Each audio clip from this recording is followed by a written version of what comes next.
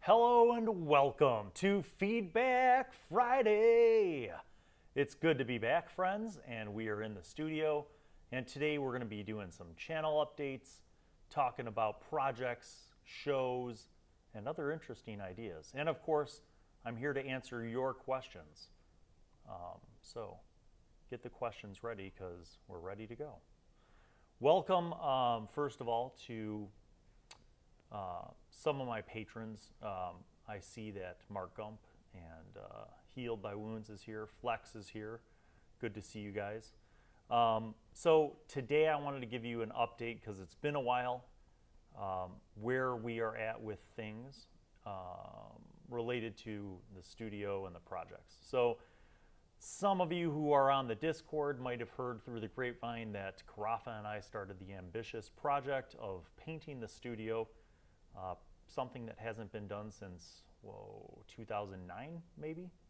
So it's been a while, and we got the first coat of the flat black paint on most of the studio, and that actually turned out really well.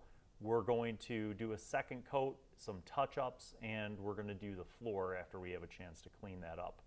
After that, we're going to empty out the lab. We're going to do some paint touch-ups in the lab. We are also rearranging the lab in anticipation of next year's busy schedule.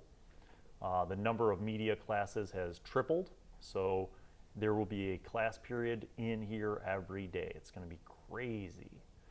So that's kind of what's been going on. Now, we started that, and I thought that we would finish the month of June with all those projects completed. However, I discovered that I had leftover vacation days, and they are use it or lose it, so then I went on vacation, which has been great, I guess, but we kind of have like a mess going on in here. So hopefully in July, when we're back and I'm back off of vacation, we'll resume where we left off. We'll finish all those cleaning and painting and reorganizational projects, and then we'll have a lot more studio content coming back at you.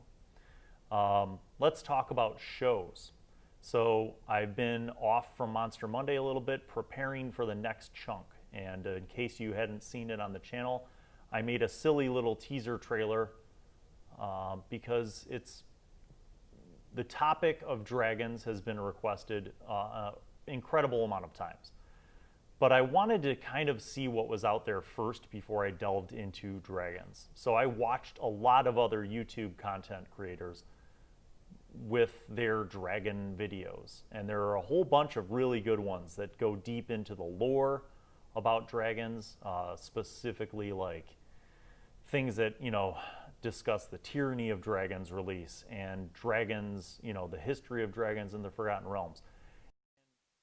Didn't want to do was just repeat what everybody else was doing.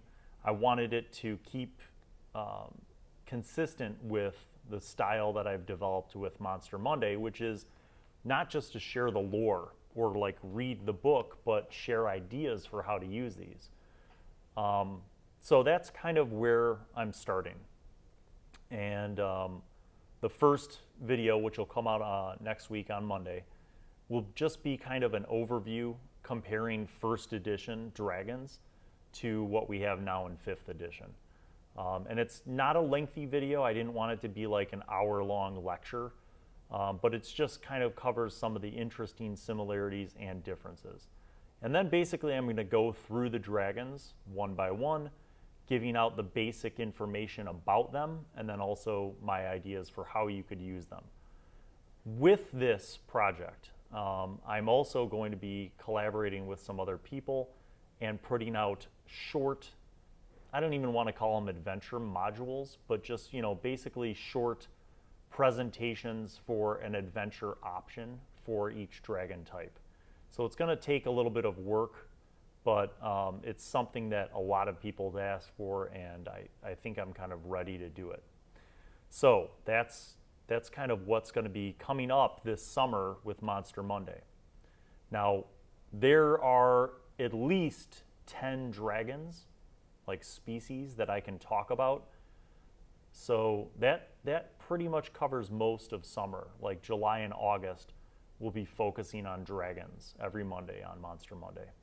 And this dragon series hopefully will wrap up before the school year starts, and then I'll kind of switch gears back to my regular Monster Monday reviews of different monsters from different books. But the dragons will be forthcoming all summer long. Let's say hello to a few other friends here who are joining us live on the chat. Eric Stearns is here, Doboyski. Topo, good to see you, my friend. Hope it's not too late. Cindy is here. Flex is here. Eric is here. Roll Stats, welcome. One of my newest patrons to join us and join the community. And there's Anne. Hey, Annie. Yeah, so the dragon thing is pretty cool so far. And I just thought, like, you know, as an additional, I guess, bonus to each video, I'll write like a little 3 to 5 page short dragon adventure outline that people could use if they wanted to. Or they could, you know, take it as a jumping point and kind of expand on it if they wanted to. So yeah, that'll be kind of fun little side project to do over summer. So let's talk about the shows. The shows. You guys may be aware of the fact that the Vixens and the Medusas both kind of wound down what would be the course of their storylines. And we had a discussion about what to do next. Because originally what I was going to do is kind of end the Medusas and end the Vixens and then do summer sessions and then start up another season. But when I talked with the casts, I found that they all kind of wanted to keep things going. So I think what we're going to do this summer is continue both of those shows. We're going to continue the Medusas, continue the Vixens, and continue the Bard Odyssey. So those 3 casts and storylines that are interconnected, and the more you watch, the more you'll realize how interconnected they are. Those are going to continue through summer. So we'll have more episodes of those shows and more revelations of things and lore and more adventures. Now, where this gets interesting is what then becomes of summer sessions. So I have thought of a few ideas. One of the ideas was to introduce you guys to potentially what will be Season 5 D&D with high school students cast members by playing through some summer sessions stuff with this new cast. But the problem is we are still in a bit of the quarantine situation where I'm not exactly sure if I can get people into the studio, and if so, if we have the space to be able to do measures for social distancing. I also am not sure if I want to wear a mask to be at the table and everybody else is at the table with a mask, if that would negatively impact the sound and the audio quality. So another option was we get a group of people together for summer sessions adventures and continue to play online and live streaming those sessions. And if we did that, there are a couple options there. Option 1 is new people.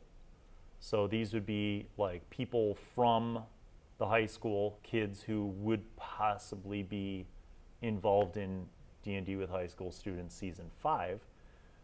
Or another option would be to remove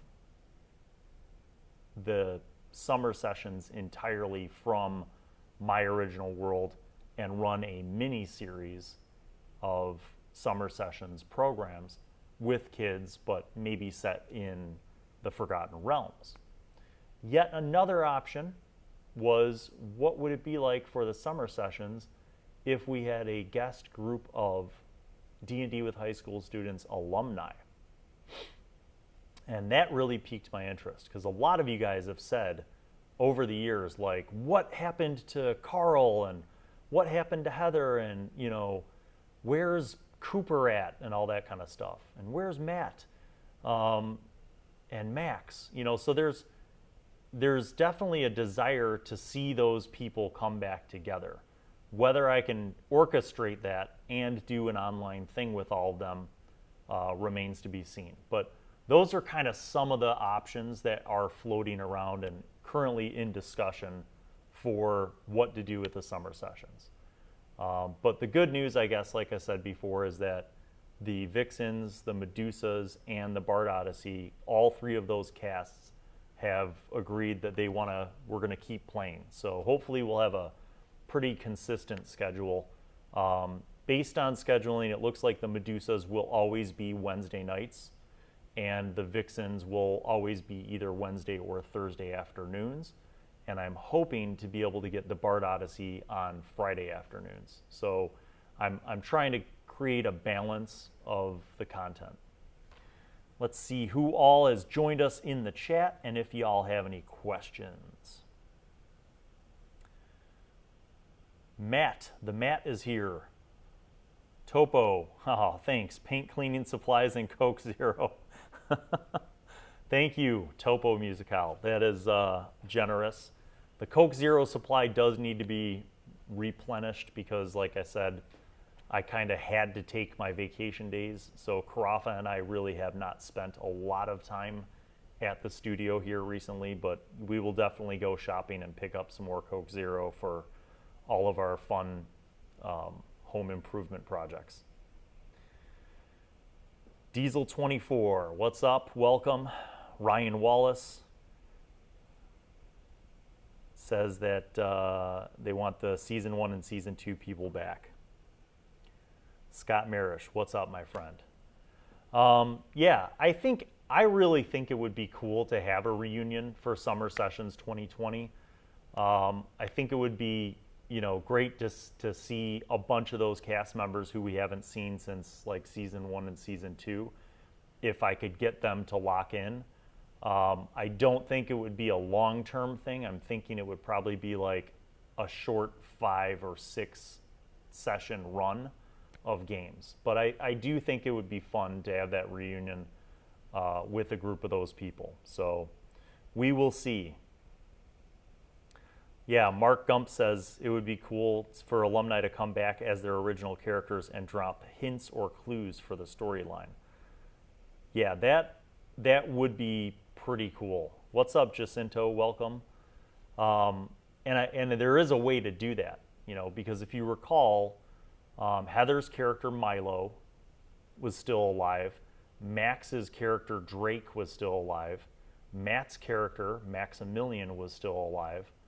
I'd have to think of who else. Oh, Carl Rayloff was still alive. So I'd have to see where people are, because some of those people live in the area and some of them don't. And some of those people have summer jobs and some of them don't. So, but I do like the idea of doing, a reunion for the summer sessions. And yeah, basically it would be D&D with college students.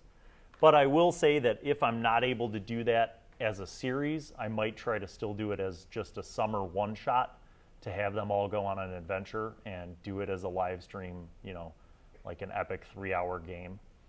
And like I said, the other alternatives were to have some of the newer and younger high school students that you guys haven't met yet, who were part of the D&D club at the high school before, the COVID-19 and quarantine situation. My other alternative was to see if I could invite a group of them to play over the summer sessions. So that way you could meet some of the potential cast members for Season 5. Matt. The Matt is putting in bribes, going for the alumni game. All right, I will reach out to all them and see what I can do to make that happen.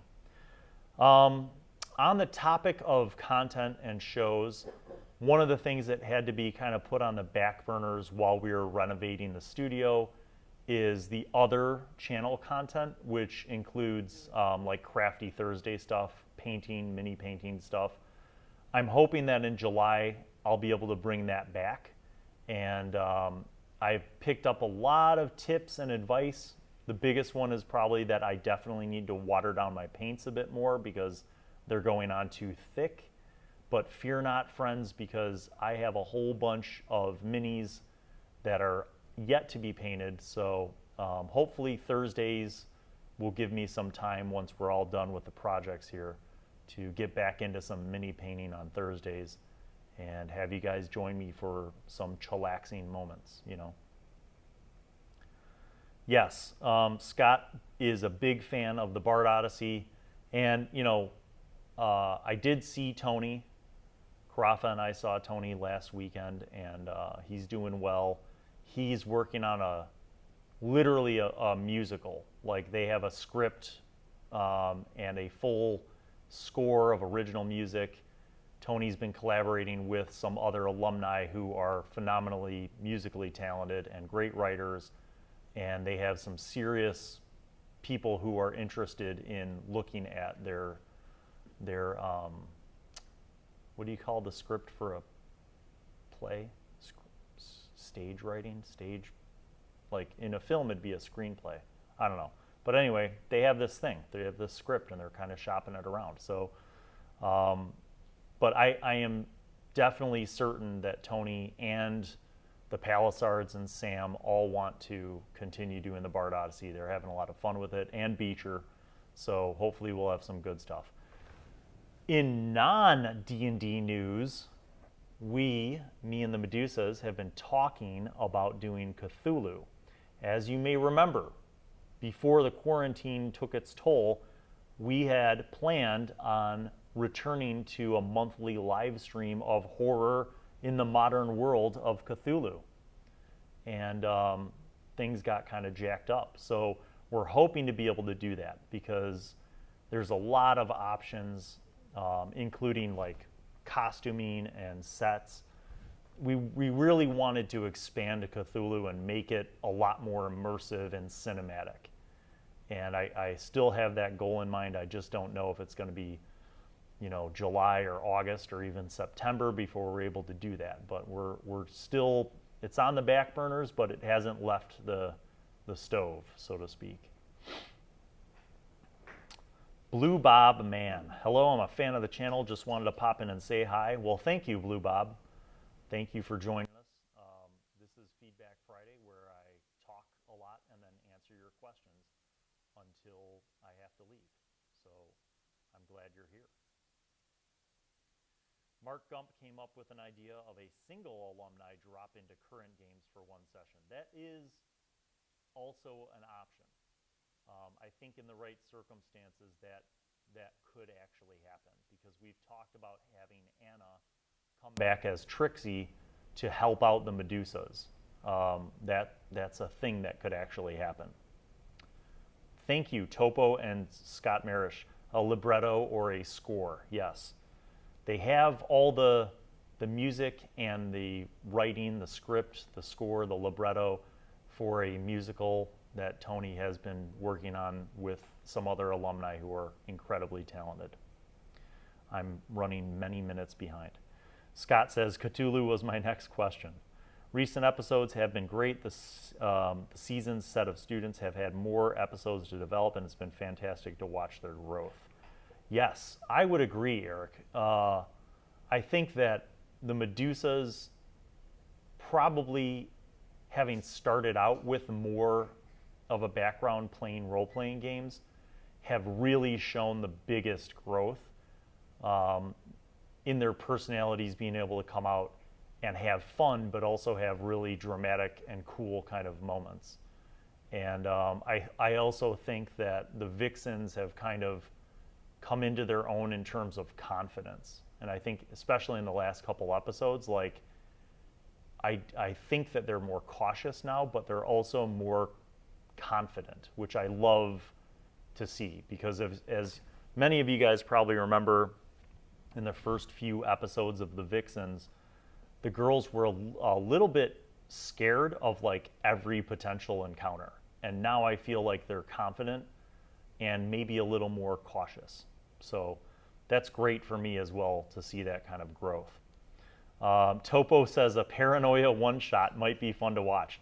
Yeah, it would. I would need to go deep into that because I haven't played Paranoia in probably 25 years. So, oh, no sound and no audio.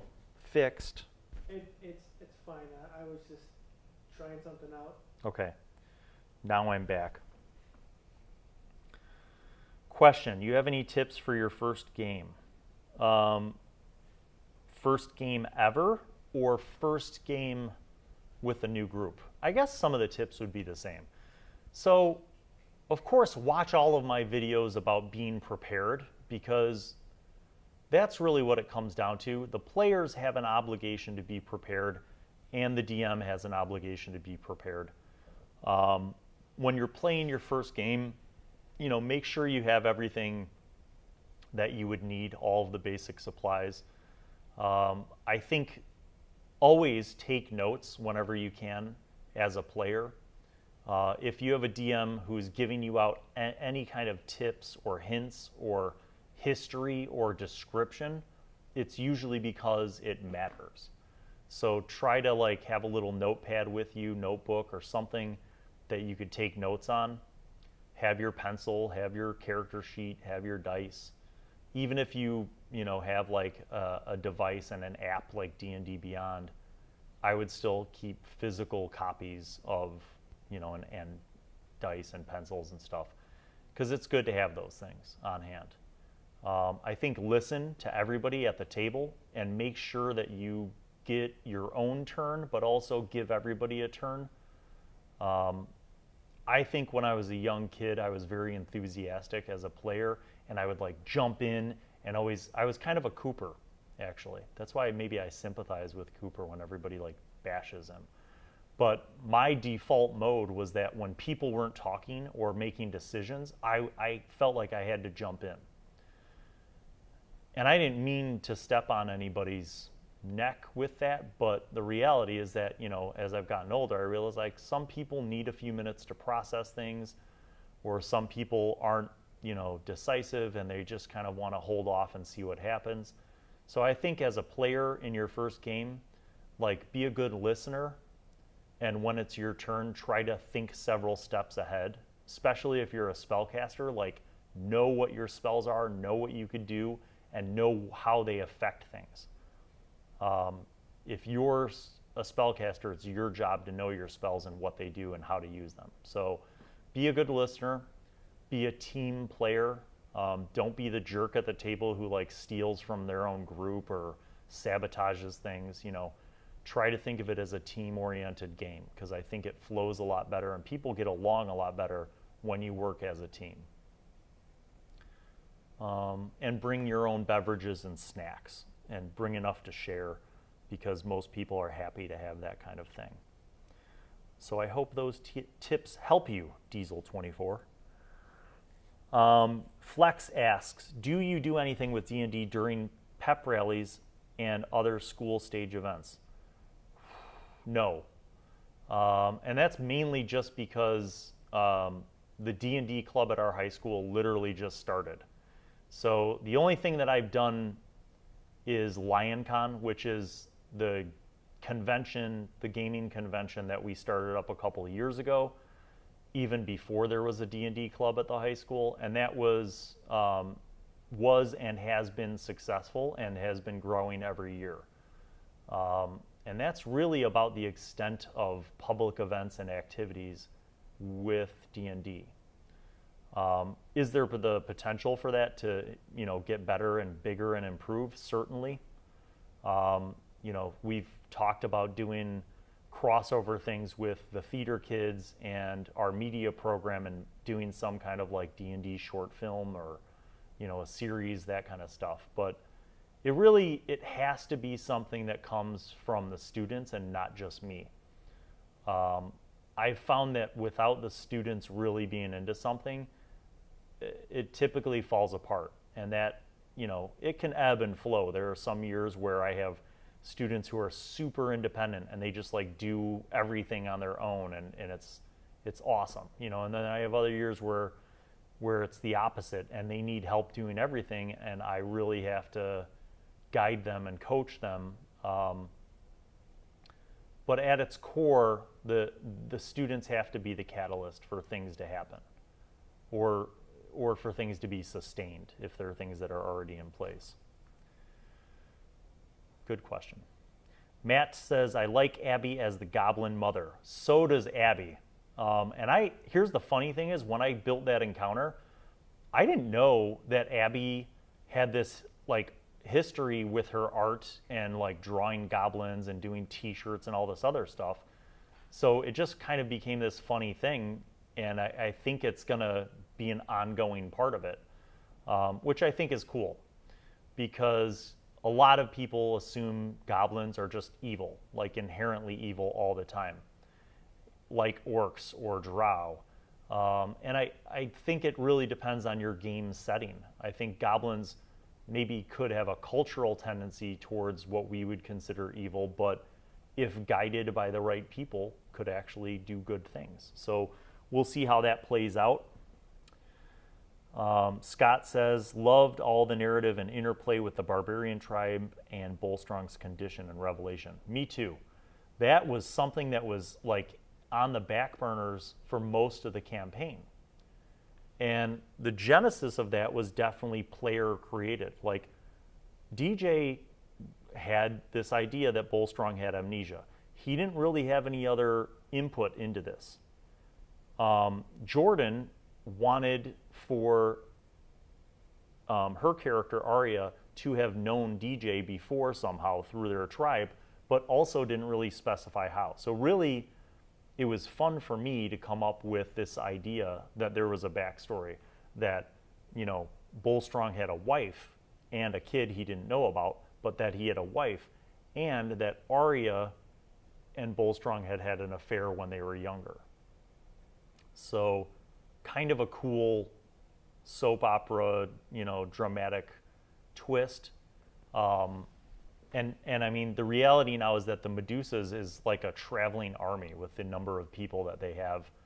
There are a lot of NPCs, which isn't entirely my plan. It wasn't, you know, necessarily my plan, but it's worked out pretty well so far. And I think it provides them with a lot of options for what they can do and where they can go. So I guess we'll see how that goes. Byron says, what was the funniest thing that happened during one of your campaigns? What wasn't funny? I mean, in the D&D with high school students campaigns, I think the first episode of season 2, when they went to the Reeves banquet and arbitrarily poisoned him and then burned down his house, that was a classic like murder hobo event.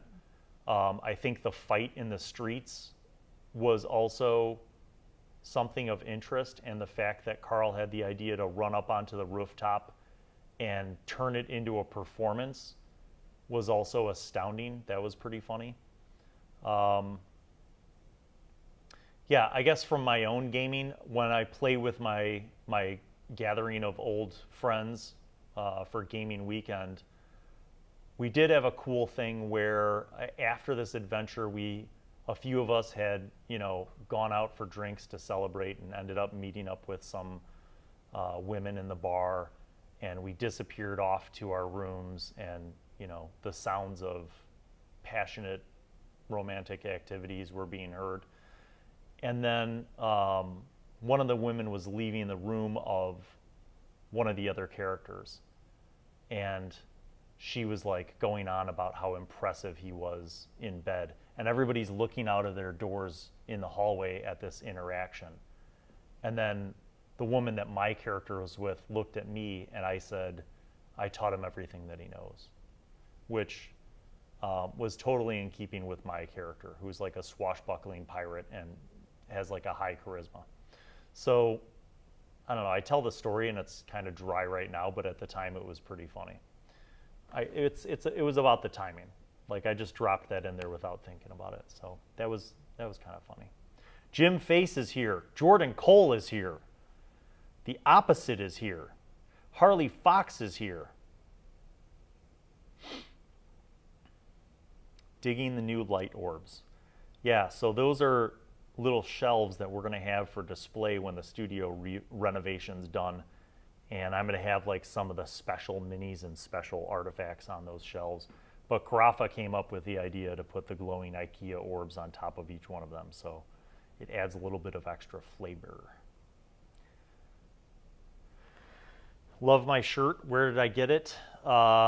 This was actually purchased by Dan King, one of my patrons and a friend, and the very DM of our gaming weekend. This was purchased by Dan for all of the gentlemen of the gaming weekend in one of our very first gaming weekends. So this shirt's probably about 8 years old. And somewhere out there is a picture of most of us wearing these shirts.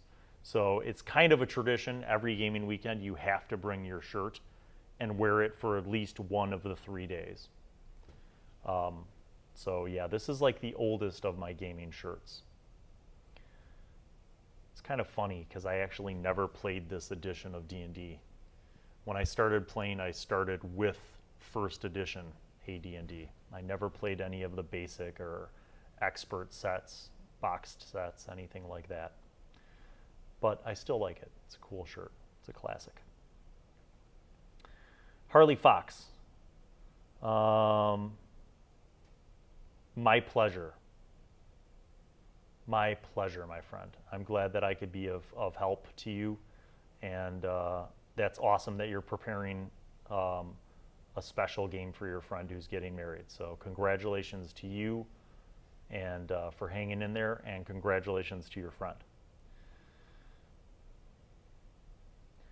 So yes, Scotty says, Jordan, loving your character's interaction with Magnus and Amity.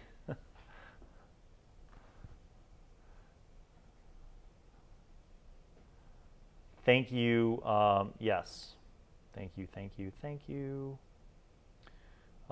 Tex enjoyed the poisoning of the Reeve. That was definitely one of the wicked things.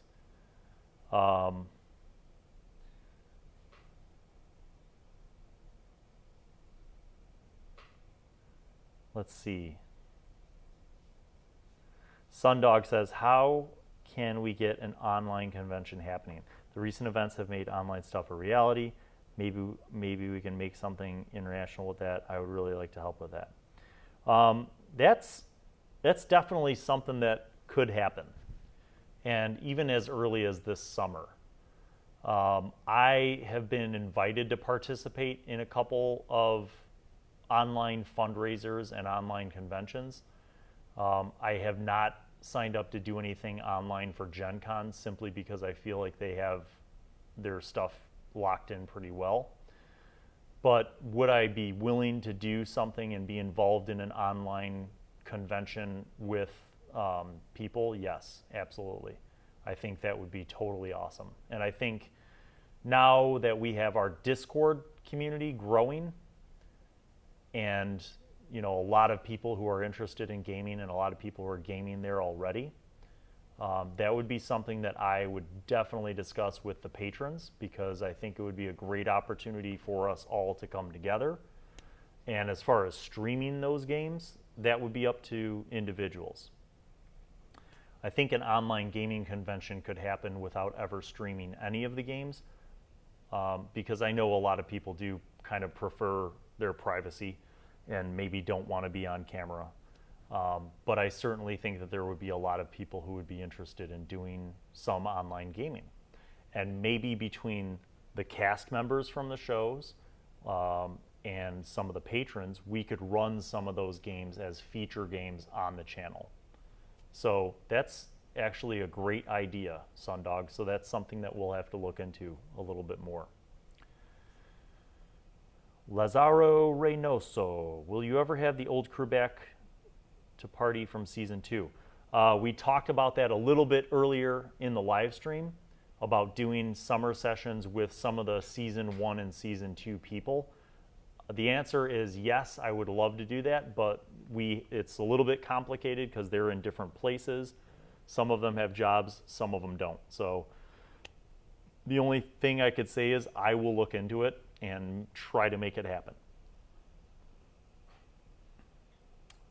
I loved when Olin decided to just kill the elf Finup in the middle of negotiations. Yes, well, Tex, the funny thing about that is that I wasn't planning on that happening. So that scene is proof that I don't railroad, because they basically ruined the game by doing that. But it was great. I love to be challenged. And when that happened, it very much changed the course of the game. And in a lot of ways, it made it harder for everyone, because by removing the two finoops from the equation for a long period of time, it put the goal and focus and the choices in the hands of each of the parties. The Vixens, the Bard Odyssey, the Medusas, all had things to do. And remember that while all of those things were happening, other NPCs were at play doing different things as well. So yeah, that was a pretty epic moment when Olin banished the two finoops. That was pretty massive. Roll stats, coming in with a tip, long shot, but what are the chances of you doing a retrospective series, drawing on your thoughts and experiences with AD&D or 2E? What are the chances? What are the chances indeed? Well, I'm going to tell you that on top of that massive buffet of content that I've already discussed, I am very much interested in playing other games. I think that the focus of my channel has been Dungeons & Dragons, but that is not representative of the 40 plus years of gaming that I've had. I would absolutely love to play Cthulhu. I would love to run some World of Darkness, Vampire, White Wolf stuff. I would love to run Gamma World and Top Secret. I'd love to play, even if it was for a one-shot or a mini-series, I'd love to play some D&D, old school AD&D. I would love to do some Lamentations of the Flame Princess. There are a lot of different games out there that I would love to do and to have featured on this channel. And one way of doing that I thought of would be to team up with people, different other streamers and content creators who actually do these games, so that the burden is not just on me. The biggest problem that I have, people, is time, as all of you I'm sure can understand. Time is of the essence, truly, for me. So if the burden wasn't on me to go back and relearn all of first edition AD&D, for example, then I could easily jump into a game being run and organized by someone else, and we could stream it on a channel. In terms of talking about first edition and whatnot, I have done that in the past, where I've talked about the differences between 5th and older editions. In terms of doing a complete retrospective on that, I don't know that I'm the authority to do it, right? Because like the last time I actively played first edition or second edition was in the 80s. So there's a lot of memory gap there. But, you know, I have done things where I've looked back at older editions of books for specific things and done comparisons. The video that I did on alignment, for example, I went back to the first edition Player's Handbook and DM's Guide and explored alignment from that lens, and then looked at it in 5th edition and did some comparison there. So I think for specific topics I would do it. As far as streaming games, different games, I would love to do that. That's kind of all in the world of possibility. All comes down to time.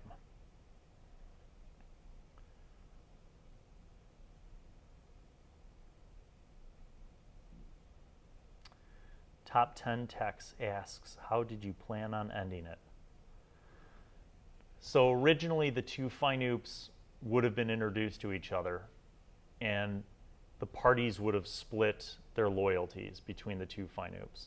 And then there was an alliance with some other faction that I wasn't able to reveal that would have brought the parties into conflict. So really it would have kind of ended up in a battle royale. And it might still get there. But right now, the different factions, the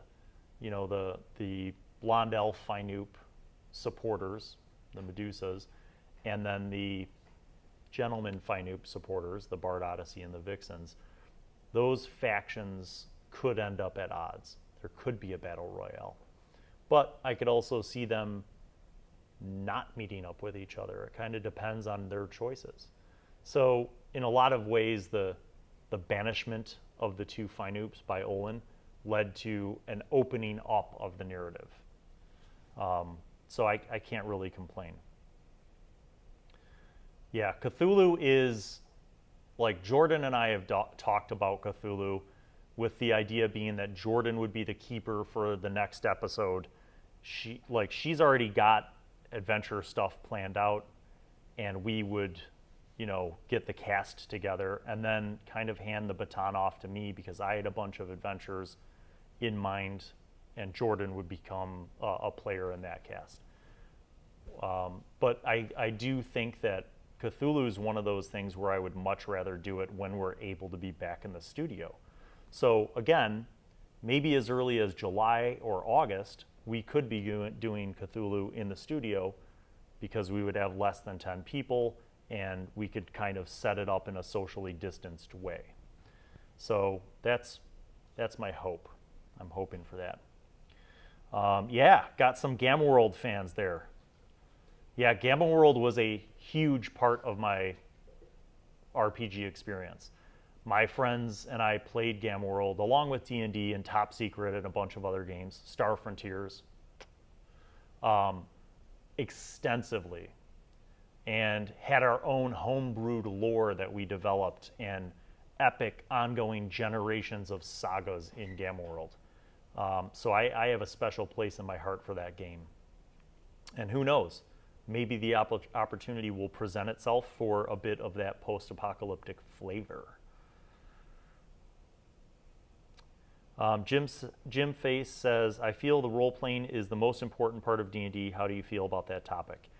I've addressed it. I think everybody knows that I am kind of more of the narrative and role-playing side, but it wasn't always that way. In my youth, we liked to roll dice and kill shit and get treasure. And I have played as an adult with groups who are all about just tactical, strategic, building the most powerful, best character, and then having a whole party of those super powered characters that can defeat anything that the DM throws at them. And they're not really into role-playing the character as much as they are like winning at D&D. I don't have a problem with those players, but I do, if I have the opportunity to challenge them, to really kind of test out what their vibe is for the game, I like to throw some narrative at them or some mystery to see if they can get into it. But honestly, if there's a table or a group full of people who just want to have a dungeon crawl with no story, no narrative, they just want to go room to room and kill things and get treasure, and that's what makes them happy, then cool. You do you. I don't have a beef with that. At the same time, if there are people who, like a much more narrative thing where they're not even rolling dice as much and they're just more like role-playing through stuff, and it's a lot of social interaction and a lot of narrative description, that's fine too. I think every game has the potential to be both. Some people think that what makes a game is the system and the mechanics, and I don't agree with that. Because I've seen games that are very rules light be very combat intense. I've seen games that are intended to be more about role-playing become more about mechanics. So I think a group can make a game great, or they can mess up a game. But whether or not it's narrative could be flexible. When I was younger, I didn't think of D&D as being a particularly great game for narrative. And I'm talking about like in the 90s. At the time, I was, getting into other games like the White Wolf games, like Vampire and Mage and Call of Cthulhu. And those were really deep narrative storytelling kind of games. A lot of deep role-playing. And at the time, I thought, wow, it must be these games that make them so narrative.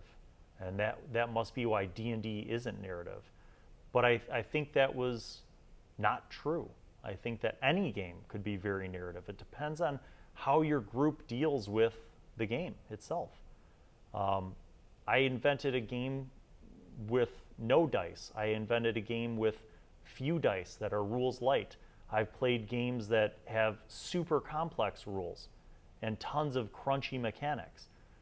You know, what you choose to use and what you don't use in the game, and how you work through the story and how your players role play, that determines your vibe. That determines your table chemistry and the type of stories and adventures you're going to have. Not so much the system. I hope that answers that. Do you think you are a better player or a better DM? Lazaro, I am definitely a better DM. No doubt about it. I have come to know myself, and I know that I get bored very easily as a player. In fact, I dare say I, as a player, am a huge pain in the ass. I get bored. I have suicided characters who I'm bored with, just so that I can make another character. Now, as I get older, I think I'm a little better. I'm a little more patient with my characters. But part of the reason why I like being a DM is, as a DM, you're playing multiple characters. You're playing the whole world. Every NPC that you play gives you an opportunity to do a different role. I love being a DM for that. I love being a DM to also be a world builder. And I think the skill sets required for running a game are much more engaging for me than simply being a player in the game. Now, that's not to say that I don't like being a player. I do. I like being a player because it gives me a chance to play the game and have fun and not have to keep all of that up here or do extensive research and writing. So I do enjoy playing the game. And there are some games that I wish I could play in as a player. You know, and we were talking about Gamma World. That's one of them. But like TSR's espionage game, Top Secret, was one of my favorite games to play in. And I think it very much depends on who's running the game. But I mean, I had a blast as a player in Shadowrun, in Palladium Fantasy, in Cyberpunk, all those games. I had a fun time playing in all those games.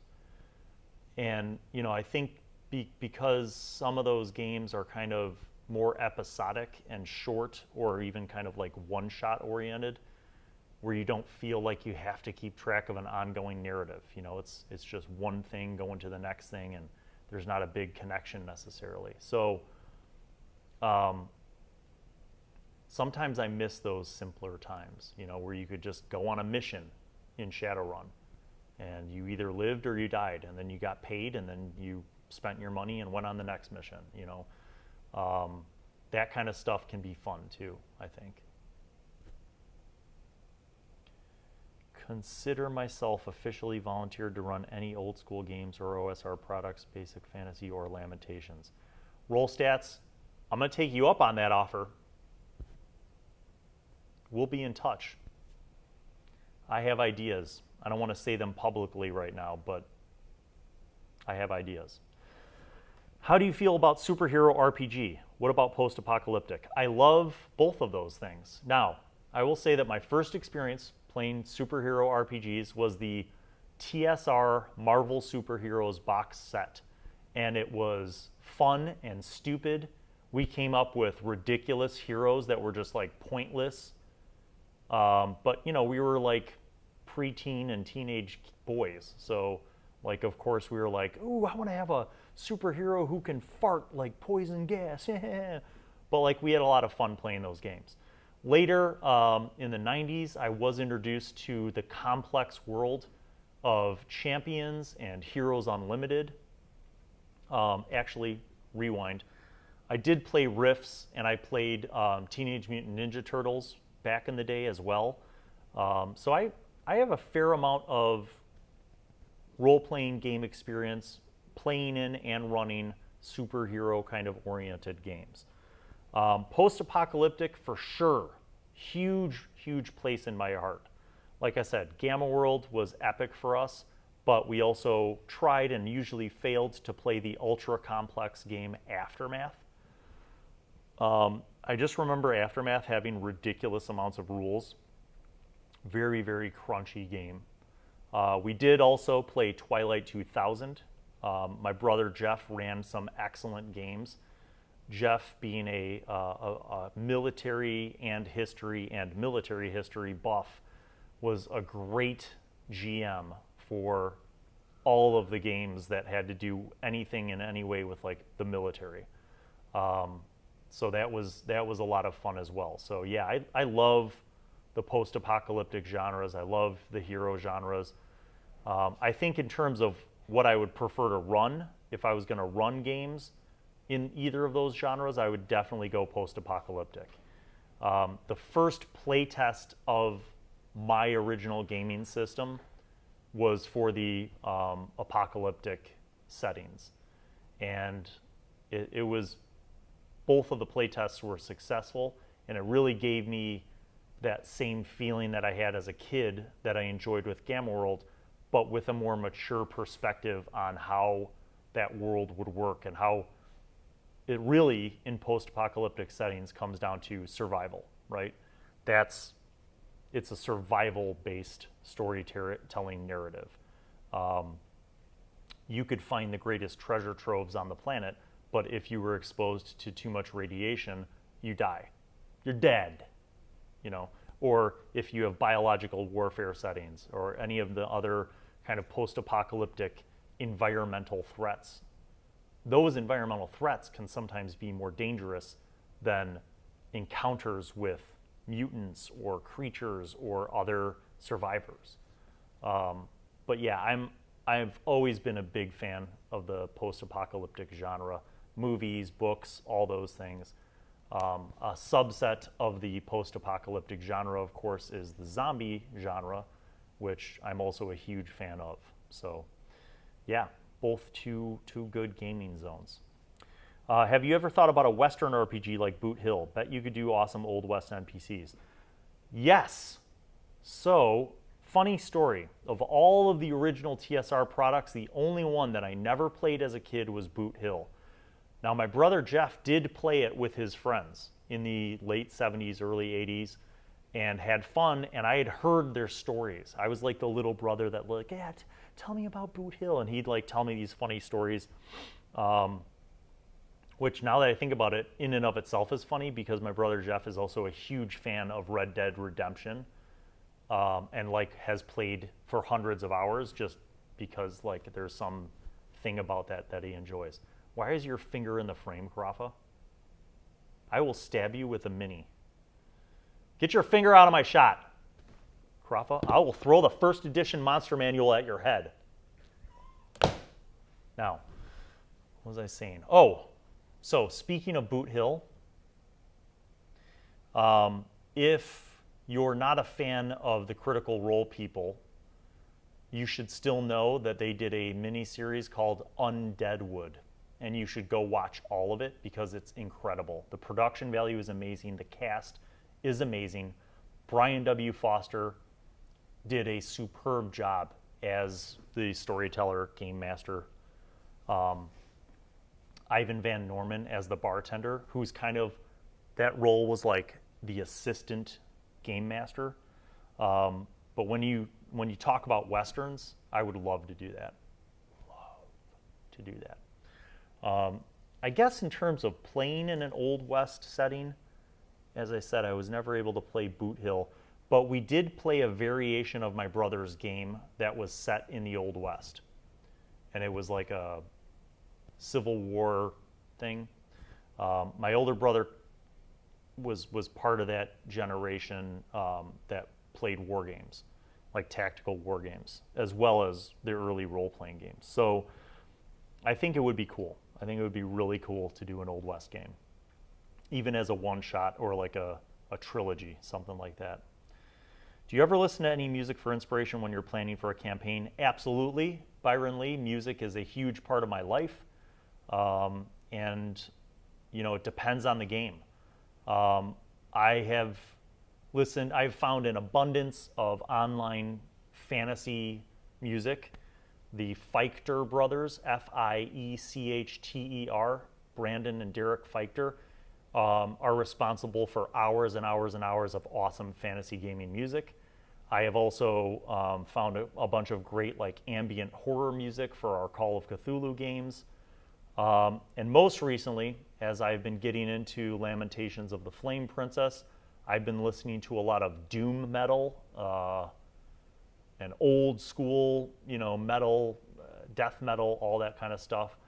Even though it's not fantasy, I feel like it's kind of more in the vibe of Lamentations. What else? I guess I also should say that I'm running a private game for some wealthy supporters. I don't know what I'd call them. They're not patrons on Patreon, but it's basically I'm a professional. So I'm running a private game for some people of Vampire. Now this Vampire campaign that I'm running begins in the Dark Ages and will eventually work its way through history up until the modern era. So for that, depending on what era I'm writing ideas for, I will switch genres of music. So I've been listening to like a lot of like medieval like monks chanting like Ola Sati Domino Da, like that kind of stuff, and like Byzantine music. But then, I'll switch gears and start thinking about like Renaissance stuff, and then I'll switch gears and start thinking about like, the early 20th century. So I've kind of been shifting around in music quite a bit, and it's actually a little bit mind blowing at a certain point. James Bond RPG is pretty fun and works well with one player and GM once the player reaches 00 status. I could see that. I never played the James Bond role-playing game, but I could see it being really cool. What the hell happened? Sorry, I was blabbing on and I didn't notice like 1,000 things have popped up in the chat. Let me get caught up. Yes to James Bond. The Good, the Bad, and the Bill. That's a great idea, Andy. I like that. Kids on Bikes. All right, so Jordan might know more about Kids on Bikes than I do. I've never played it, but my impression was that it was basically just a different kind of version. Kids on Bikes and like Tales from the Loop and Monster of the Week were all kind of like just Cthulhu mixed with Stranger Things kind of like vibes. I don't really know the system, so I'm not judging, but I have not tried those. But basically it's, horror, mystery, role-playing, right?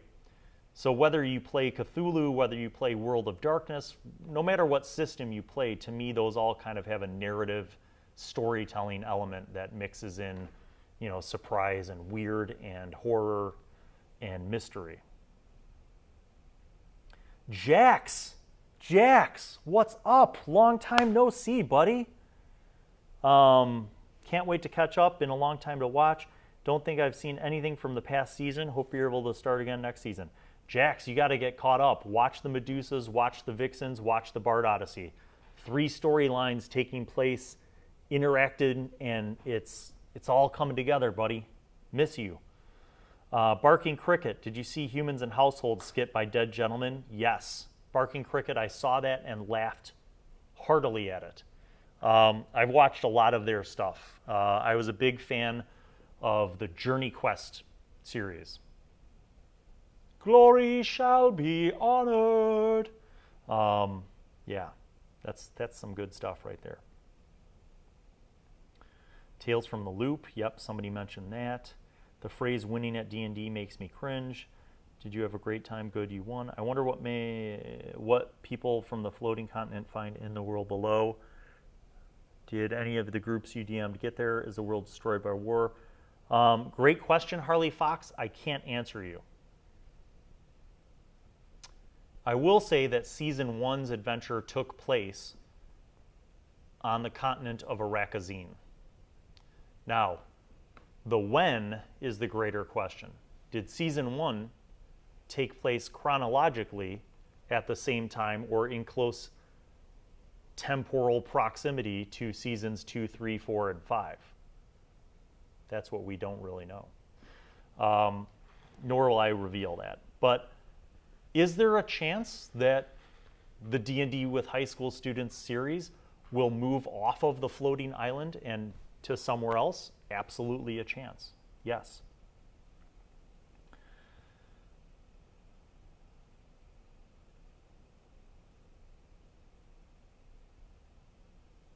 Bring on the moral quandaries. If you eat a human transformed into a boar, is it cannibalism? What if you are an elf? Yes. Yeah, Jordan played in D4. Ever heard of Everway? No, I have not, Eric. Not sure what it is, but do tell. Top 10 Tech says, I like how you added in the story of your monk in the last episode. That was a little bit of a fun story that took place in a completely different plane of existence. But I needed something for Blazu Orc Smasher to be able to rant about. We never really role-played that much until we did the Dragonlance modules and used the pre-generated characters provided.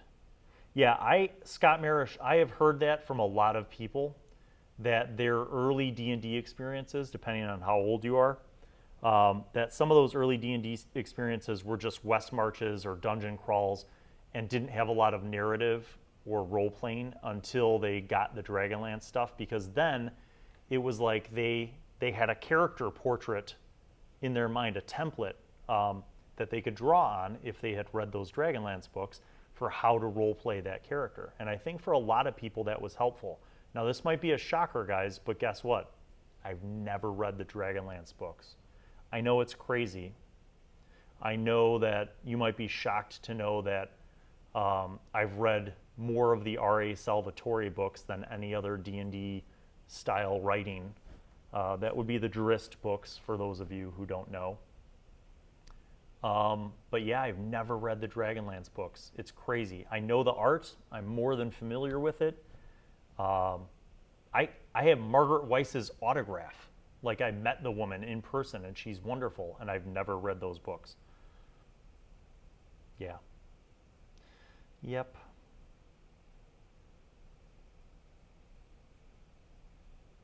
Sundog says that they used to do Shadowrun instead of university courses. Time well spent. Yeah. Shadowrun was an awesome game, too. Cyberpunk, Shadowrun, had tons of fun playing those games. Have you ever had a character that found a Wand of Wonder? We had a blast coming up with alternate powers for it. I have not. Not that I can remember, at least. Maybe 20 years ago I could have, but yeah, I would have fun doing an Old West thing. Enjoyed Vast of Night. That was, yes. Vast of Night.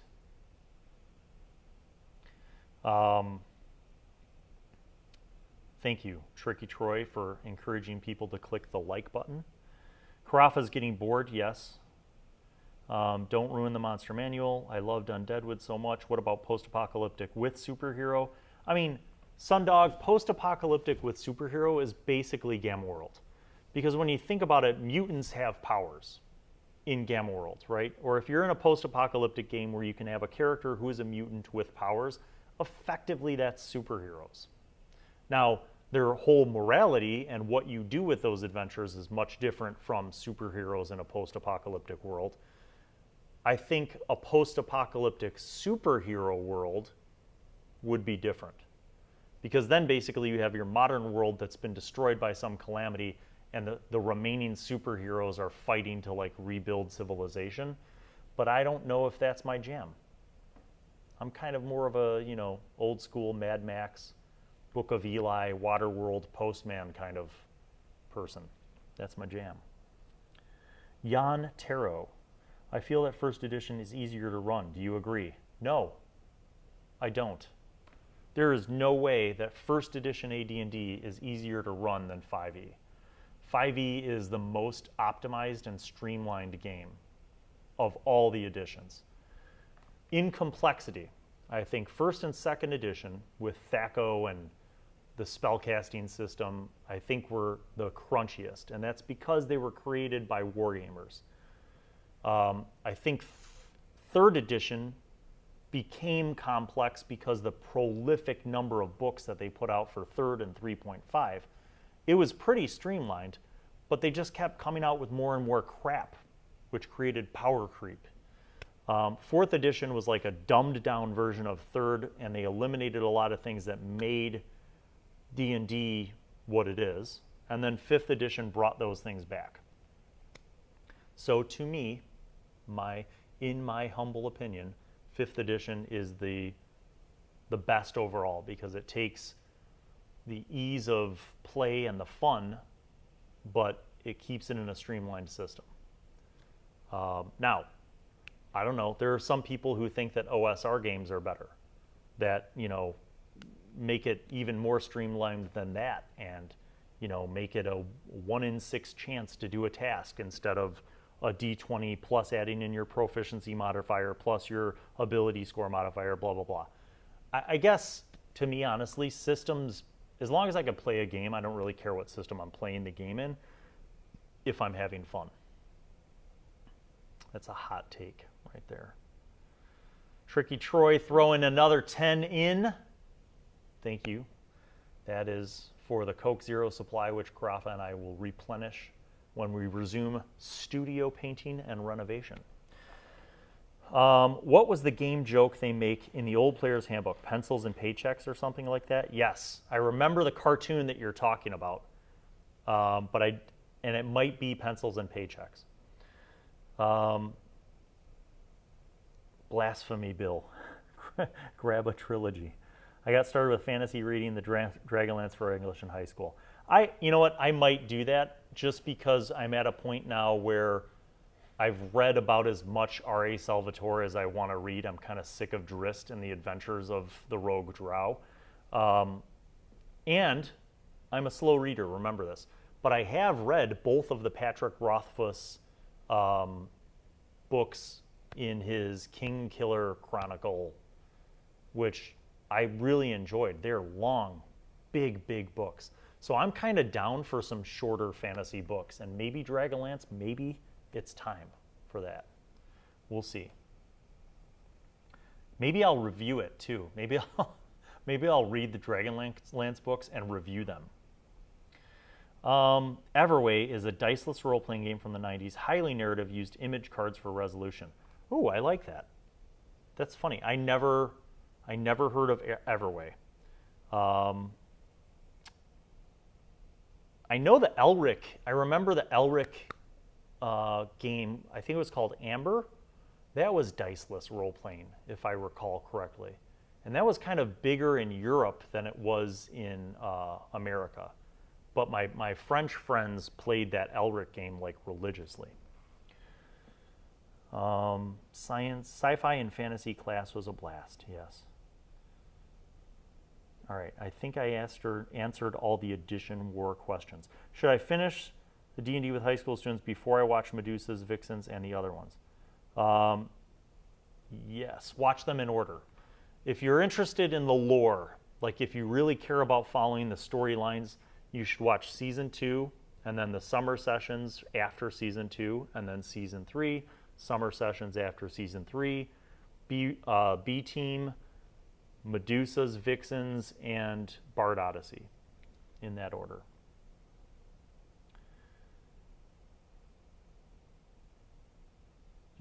All right, D&D with high school students aside, do you prefer a more serious game, goofy, silly game, or some mix?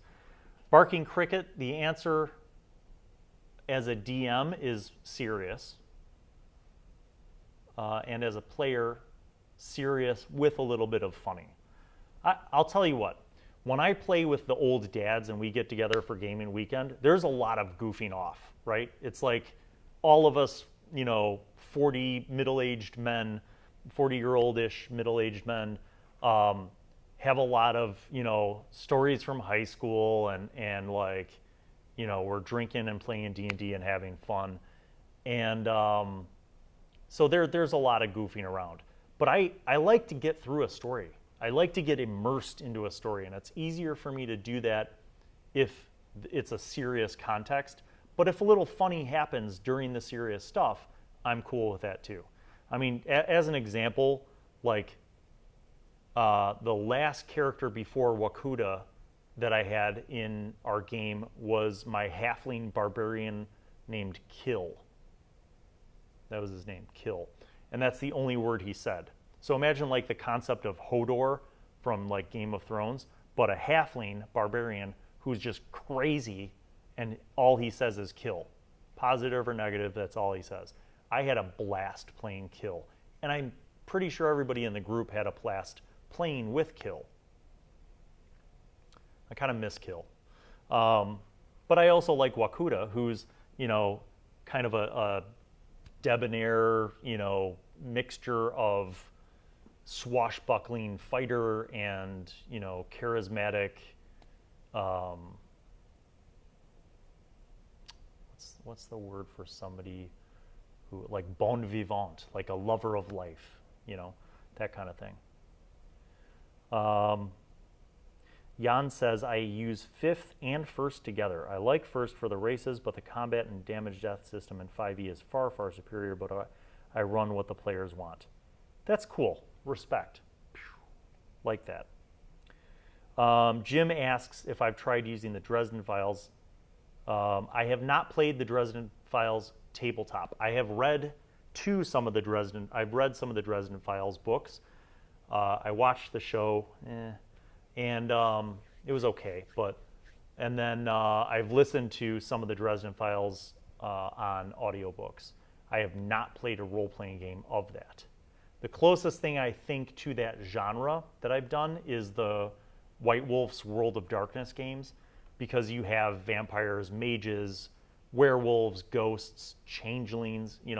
Basically White Wolf had all of that stuff, the magical, mystical, fae, all of those things intermarried in their White Wolf World of Darkness. So if I were going to do something in the spirit of the Dresden Files, it would be using White Wolf's system. I'm intimately familiar with it, and I think it is just one of the best systems and narrative structures that I've ever run. In fact, true story, at one point in college, we got tired of the rule set of 3rd edition or 2nd edition Chaosium Call of Cthulhu, so we made a hybrid game called Vampulu. It was Vampire, the system, with the Call of Cthulhu mood and vibe. And it worked pretty well, actually, Vampulu. Hi, other person. Yes, Amber was diceless, played once. Cool, Eric's confirming what I said. What should you do with a player that ruins a game? I got quite irate with a guy whining on and on about wanting a Mozandagat. I don't even know what that is, but I'll tell you what I would do. First of all, I try to anticipate annoying people before I play with them. And then I'll have a side discussion. I try not to call people out at the table unless it's absolutely necessary, because people have egos. Everybody has an ego. So I try to identify people's issues, have a little side conversation with them about here's how we're going to do things. I hope you'll respect this, blah, blah, blah. Do you have any questions? Do you have any issues? I want to be respectful and give people the benefit of the doubt. Now, that said, if you have an ongoing dick at your table, someone who's just a troublemaking shithead who wants to stir the pot all the time because that's what they consider fun, then it's your choice. I have told people out of game, dude, I don't think you're working out here at the table. And then I've also dealt with them in game. So if they, as a player, have their character do something that's really, really stupid, and the consequences of that character's actions are such that they would be imprisoned, executed, whatever, then I let reality happen the way that it's intended. In other words, I wouldn't just kill off a character. I'd let them, by their own stupid actions, get them in trouble. And sometimes it takes a little while for people to realize that that's not fun. What they might enjoy doing isn't fun for someone else. And then you have to be the person who tells them, dude, I'm not going to let your behavior, ruin the fun for everybody else. So either you kind of shift how you're looking at this game and try to have fun with us in a more cooperative way, or I'm afraid you're going to have to leave. Now, if somebody's asking for some stuff that isn't part of my game, I'm at a point where I could just tell them, like, sorry, too bad. I don't know what a Mosin Nagant, a World War I rifle in a D&D game? No. I would just be like, no, dude. No. No guns. Well, and then they'll be like, but there's rules in the... I don't care about the rules. My world, no guns. I mean, and I've towed that line, right? Like, on the continent of Arrakazine in my original world, humans are your only option as a player race for the specific timeline that I run my games in. So if you don't like that, don't play in that world. And actually, that's true. My upper level patrons will even tell you that. I gave them a choice when we were planning the patron game, and I said to them, you can choose for me to run this game in my original world, and you guys will be privy to being able to play in my original world and explore not just Arrakazine, but other areas. But the caveat is that you must be humans. Or I can run something for you in another place, like the Forgotten Realms, and you could basically pick whatever you want races to be. And they all chose the Forgotten Realms. So a small part of my soul died that day, Karafa. A small part, but it's fine. So yeah, I mean, but that's an example where, like, I didn't just force them to play in my original world where they could only be humans, right? As the DM, I am a host. I'm trying to be a good host. I want the players at my table to have fun. I want to challenge them. I might even kill them, but I want them to have fun. So I assess what they enjoy most about the game. I try to find a way to integrate everybody at the table so that each one of them has a way to engage their character, so that each one of them has a chance to be in the spotlight every session and, you know, make it kind of an interactive experience, but also keep them as a team. But some people are hell-bent on just being a jerk and disrupting the game, and if that's the case, you just have to tell them honestly, like, dude, you got to knock this stuff off. That's it. It's easy for me to say because I have an incredible mustache and people respect me for it. So,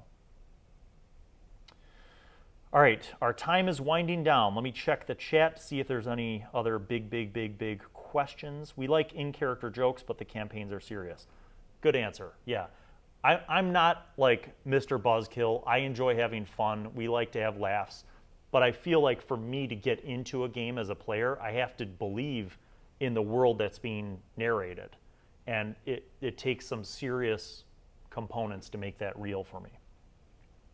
It's kind of like a movie. You know, a good movie should have a little bit of mystery, a lot of character, a lot of dialogue, you know, some drama, some scary moments, some funny moments. You know, a lot of good movies have a little mix of all of those things. And a good game, I think, is a lot the same way.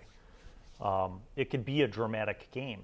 I mean, I've even had funny moments in Call of Cthulhu.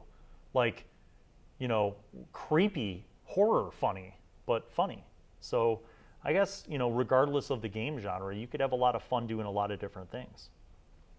Barking Cricket says, years ago, somebody put together a PDF that outlined rules for using Precious Moments figurines for a wargame type game for when you're at your grandparents' house and have access to the curio cabinet. That's amazing. I've never heard that before, but I'm not surprised that somebody took the time to do that, because there was a period of time where those little figurines were everywhere, like in every household.